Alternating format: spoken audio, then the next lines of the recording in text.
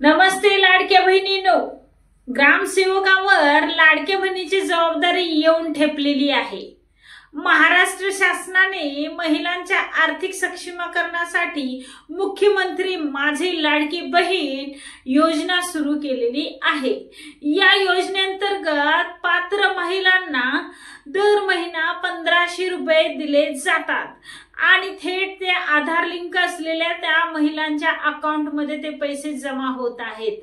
कारण आजही प्रत्येकाला ते पैसे भेटत आहेत। प्रत्येक महिलांना, ज्या पात्र महिला आहेत, ज्यांच्या निकषामध्ये महाराष्ट्राचे रहिवासी असणे, वय 21 ते 65 वर्षे, कुटुंबाचं उत्पन्न वार्षिक 2.5 लाखाच्या आत किंवा 2.5 लाख रुपयापेक्षा कमी असणे इत्यादी गोष्टींचा समावेश आहे। अशा लोकांच्या अकाउंटला हे पैसे जमा होत आहेत आणि वेळेवरती जमा होत आहेत। हे तुम्ही पण पाहत आहे, मी पण पाहत आहे।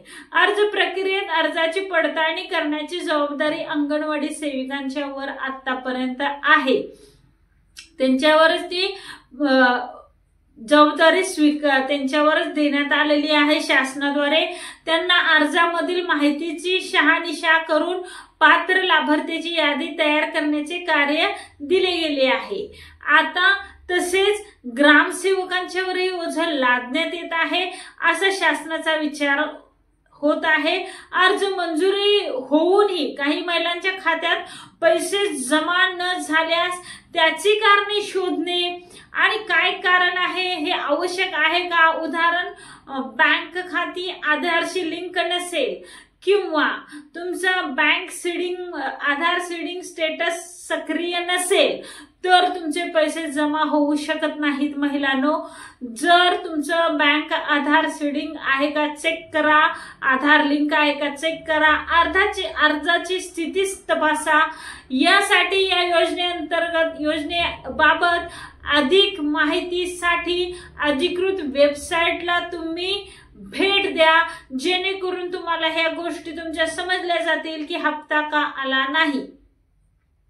आता ग्रामसेवकांच्या वर ज्या त्या गावातील महिलांची मयत लाभार्थ्यांची यादी तयार करून लाभार्थी वेगळे काढणे ही ग्रामसेवकवर जबाबदारी दिली आहे। कारण लाडक्या बहिणींच्या ज्या मयत झालेल्या आहेत त्यांच्या नावावरही आजपर्यंत पैसे जमा होत आहेत।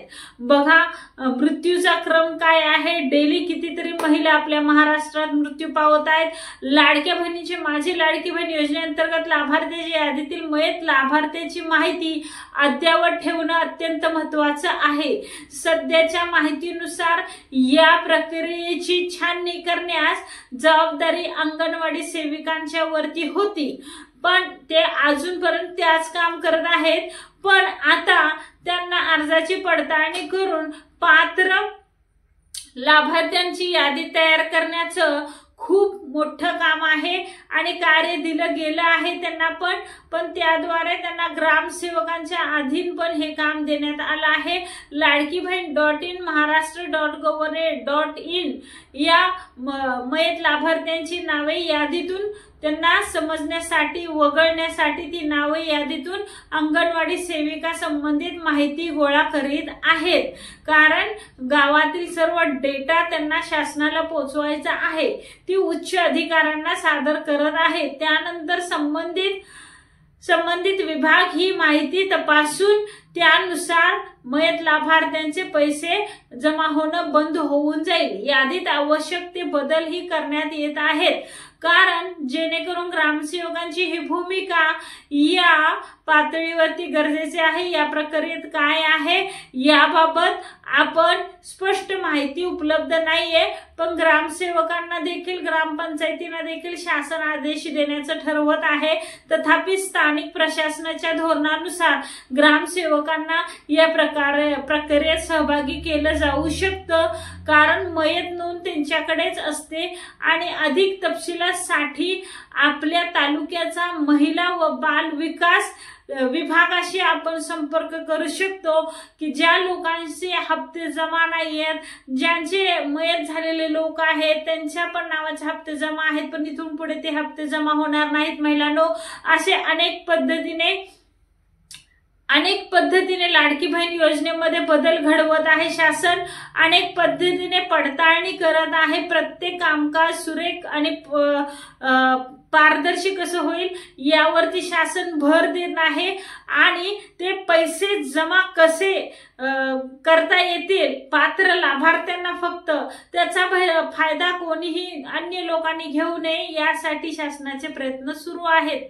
तरी तुम्ही कोणत्याही दुसऱ्या योजनेचा लाभ घेत असेल आणि चुकून तुम्ही लाडकी बहीणचा पण लाभ घेत असेल तर थांबा महिलांनो, कोणत्या तरी एका योजनेचा लाभ घ्या जेणेकरून तुम्हाला हा लाभ जोपर्यंत योजना आहे तोपर्यंत चालू राहील।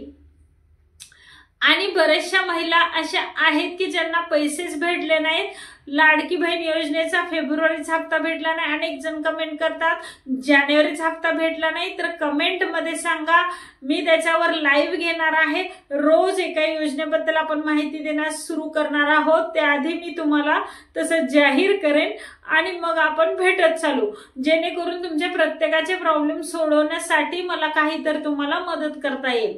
चला, तुम्हाला व्हिडिओ आवडला असेल नक्कीच तर लाईक शेअर सबस्क्राईब करायला विसरू नका, कारण तुमचा एक लाईक एक शेअर सबस्क्राईब मला खूप मोठी मदत आणि मोटिवेशन करतो, नवीन व्हिडिओ बनवण्यासाठी उत्साह मिळतो यासाठी। आणि धन्यवाद, आतापर्यंत जेवढी युट्यूब फॅमिली आहे माझी त्यांना मी धन्यवाद देते मनापासून, असं सहकार्य करत राहा। चला पुढच्या व्हिडिओ मध्ये भेटू, तोपर्यंत जय हिंद जय भारत।